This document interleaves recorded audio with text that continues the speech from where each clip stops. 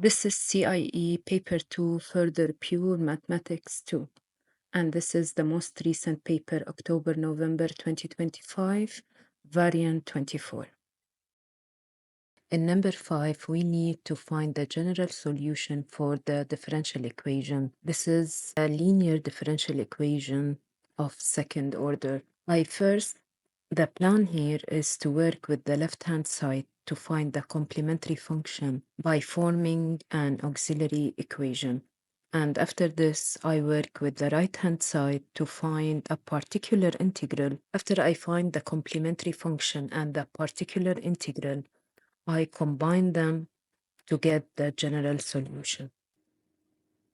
So first, let's work with the left-hand side and find the complementary function. Here we need an auxiliary equation.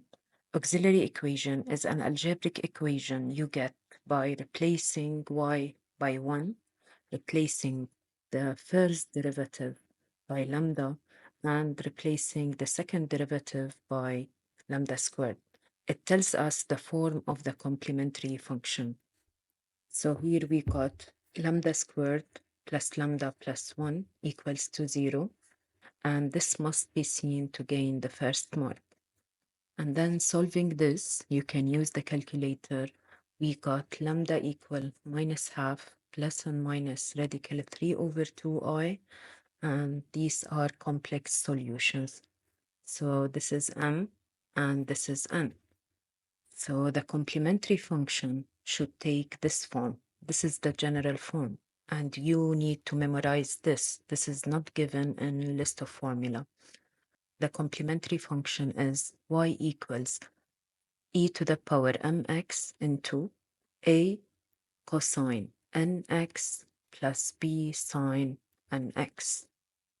So we will apply this rule now, given that m is minus half and n is radical 3 over 2. So the complementary function is y equals e to the power minus half x into a cosine radical 3 over 2x plus b sine radical 3 over 2x. And this is the left-hand side solution. Now let's move on to the right-hand side. And the solution we get from right-hand side, we call it particular integral. To get the particular integral, I need to check in which form they gave us the expression on the right-hand side. So since the right-hand side involves sine 2x and cosine 2x, so we need a trial solution. The trial solution here is y equal a cosine 2x plus b sine 2x. Knowing that even if the right-hand side contains only sine or only cosine, the trial particular integral must include a combination of both sine and cosine. Now I will find the first derivative, dy by dx equals minus 2a sine 2x plus 2b cosine 2x. And then the second derivative equals minus 4a cosine 2x minus 4b sine 2x. Now I will substitute y and its derivatives in the main equation. So minus 4a cosine 2x minus 4b sine 2x. This is the second derivative. Minus 2a sine 2x plus 2b cosine 2x. This is the first derivative. Plus a cosine 2x plus b sine 2x equals to sine 2x plus cosine 2x.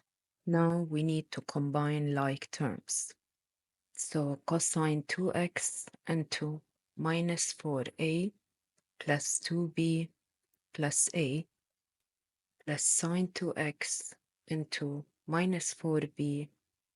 Those are the coefficients of sine 2x plus b equals to the right-hand side cosine 2x plus sine 2x. Now equate the coefficients of both sides. Minus 4a plus 2b plus a equals to 1. And minus 4b minus 2a plus b equals to 1.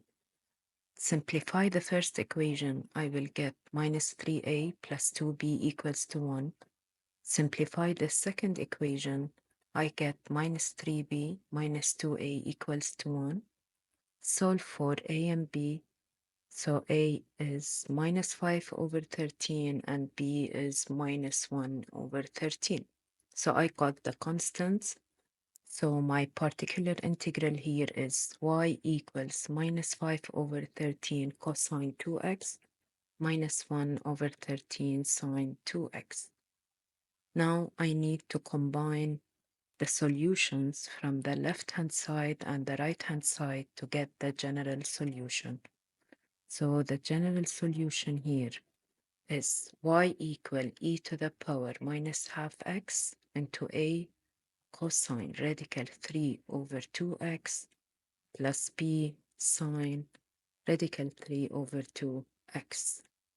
Then I add the particular integral minus 5 over 13 cosine 2x minus 1 over 13 sine 2x. Now let's distribute the marks. Y equal must be seen. Without y equal, you lose the last accuracy mark. And there's an accuracy mark for finding the constants, a and b. There's a method mark to form the two equations into unknowns for the constants. There's a method mark to find y and its derivatives. And there's an accuracy mark to have correct answers for y and its derivatives.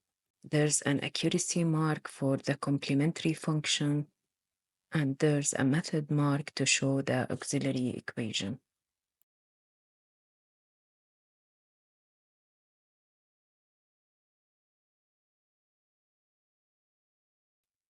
In part B, we are asked to prove that for large positive values of x and for any initial conditions, we need to show that the solution to part A can be approximated by r sine 2x minus phi. Look back at the answer from part A.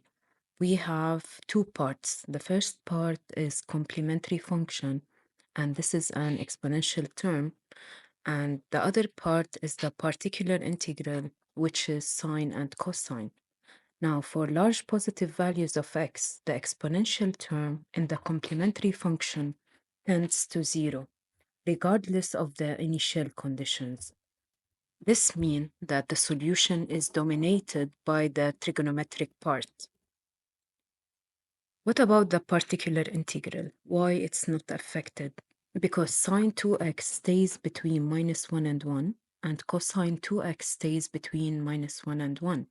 So they oscillate, but they do not grow, even for large values of x. So this is the main idea of the question. So now let's state that for large positive values of x, e to the power minus half x tends to 0. And what's the idea behind this? As x becomes large and positive, the exponent minus x over 2 becomes a large negative number. So e to the power of large negative becomes very small. So that's why e to the power minus x over 2 tends to 0 as x becomes very large. So the complementary function tends to 0 for any initial conditions. In this case, y is approximately minus 1 over 13 sine 2x minus 5 over 13 cosine 2x. Now, let's use the rule from list of formula to expand r sine 2x minus phi. We will use the identity sine a minus b equals sine a cosine b minus sine b cosine a. So r sine 2x minus phi equals r sine 2x cosine phi minus sine phi cosine 2x. And this is equal to r cosine phi sine 2x minus r sine phi cosine 2x. Now I will compare this with the given expression for y. By matching the coefficients of sine 2x and cosine 2x, I obtain two equations involving r cosine phi and r sine phi. From these equations, I will determine the values of r and phi. R is positive, and we need to determine the angle in the correct quadrant. This is the trick here. Now, taking the coefficients of sine 2x from both equations, I will get r cosine phi equals minus 1 over 13, and this is negative. And the coefficients of cosine 2x from both equations, I will get minus r sine phi equals minus 5 over 13. So r sine phi equals 5 over 13, and this is positive. Note that r cosine phi is negative and r sine phi is positive. So my angle belongs to the second quadrant. To find phi, I put two equations above each other to get an equation involving tan phi. So r sine phi over r cosine phi is equal to 5 over 13 over minus 1 over 13. Implies that tan phi equals to minus 5, and then phi is tan minus 1 of minus 5. This is equal to minus 1.373. And this angle belongs to the fourth quadrant, so we need to adjust. To adjust the angle from the fourth quadrant to the second quadrant, I need to add pi. So phi equals minus 1.373 plus pi equals to 1.77. This is the correct angle, and mistakes usually happen at this step. Now, to find r, we need to square both equations and add them. So, r squared.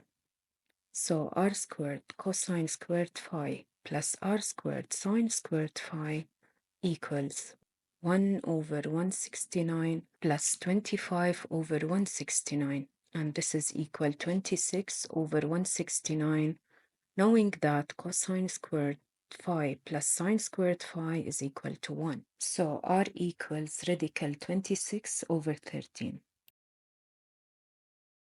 So this is my final answer.